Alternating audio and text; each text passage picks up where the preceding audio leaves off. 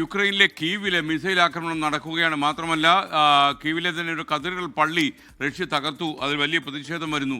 അപ്പോൾ ഈ കാര്യത്തിൽ യുക്രൈൻ പ്രസിഡന്റുമായിട്ടും അതുപോലെ റഷ്യൻ പ്രധാനമന്ത്രിയും റഷ്യൻ പ്രസിഡന്റുമായിട്ടും ഒക്കെ തന്നെ ഈ നമ്മുടെ അമേരിക്കൻ പ്രസിഡന്റ് ചർച്ച നടത്തിയെന്ന വാർത്തകൾ വരുന്നുണ്ട് ഫ്രാൻസിൽ നിന്ന്. എന്താണ് കൂടുതൽ വിവരങ്ങൾ? എപ്പോഴും യുദ്ധവും സമാധാനവും എന്നുള്ളതാണ് കാര്യം. നമ്മളിപ്പോൾ ഈ ഇറാൻ യുദ്ധം അവസാനിക്കുന്നു എന്ന് പറയുമ്പോൾ കഴിഞ്ഞ 2 ദിവസമായി യുക്രൈനിൽ വലിയ ആക്രമണമാണ് റഷ്യ നടക്കുന്നത്. തിരിച്ചടിയും നടക്കുന്നുണ്ട്. റഷ്യയിലേക്ക് ഡ്രോണുകൾ അയച്ച് വലിയ തിരിച്ചടി യുക്രൈനും നടത്തുന്നു.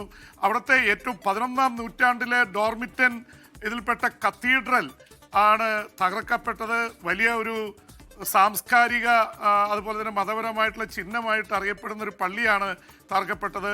എന്തായാലും അതിനിടയിൽ ഇപ്പോൾ ട്രംപ് ഫ്രാൻസിലെത്തി പറഞ്ഞിരിക്കുന്നത് തൻ്റെ അടുത്ത ലക്ഷ്യം ഉക്രൈൻ യുദ്ധം അവസാനിപ്പിക്കുക എന്നുള്ളതാണ്. അതിൻ്റെ ഭാഗമായി റഷ്യൻ പ്രസിഡന്റ് വ്ളാഡിമിർ പുടിനുമായും അതുപോലെ തന്നെ യുക്രൈൻ പ്രസിഡന്റ് വൊളോഡിമിർ സെലൻസ്കിയുമായി താൻ ചർച്ച നടത്തി.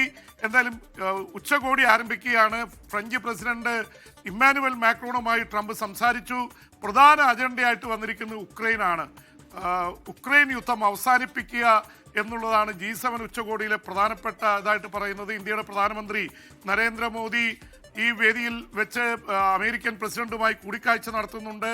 ഇന്ത്യയുടെ പ്രതിഷേധം മോഡി അറിയിക്കുക കൂടി ചെയ്യുമെന്നാണ് പ്രതീക്ഷിക്കപ്പെടുന്നത്. കാരണം ഇന്ത്യൻ നാവികര് കൊലപ്പെടുത്തിയിട്ട് അതിന് മാപ്പോ അല്ലെങ്കിൽ ഖേദമോ പ്രകടിപ്പിക്കാതെ ഇന്ത്യയെ ഭീഷണിപ്പെടുത്തുന്ന രീതിയിലാണ് US state secretary Marco Rubio സംസാരിച്ചത്. എന്തായാലും സഖ്യകക്ഷിയായ ഇന്ത്യയോട് ഈ രീതിയിലുള്ള പെരുമാറ്റം അംഗീകരിക്കാനാവില്ലെന്ന് ഇന്ത്യയിലും പുറത്തും വലിയ രീതിയിലുള്ള പ്രതികരണം വന്നിട്ടുണ്ട്. അപ്പോൾ അതിൻ്റെയൊക്കെ പശ്ചാത്തലത്തിൽ ഒരു സംസാരം നടക്കാൻ ഇടയുണ്ട്. അപ്പോൾ ഉക്രൈൻ യുദ്ധം കൂടി അവസാനിക്കട്ടെ എന്നാണ് എല്ലാവരും പ്രതീക്ഷിക്കുന്നത്.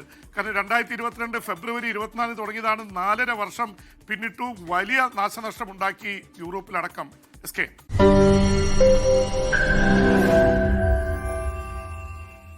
ലോകത്തെവിടെയായാലും ഏത് സമയത്തും 24 വാർത്തകളും ഓഗ്മെന്റഡ് റിയാലിറ്റി പാക്കേജുകളും എക്സ്പ്ലെയിനറുകളും വിശദമായി കാണാൻ ഞങ്ങളുടെ യൂട്യൂബ് ചാനൽ നിങ്ങൾക്ക് സബ്സ്ക്രൈബ് ചെയ്യാം.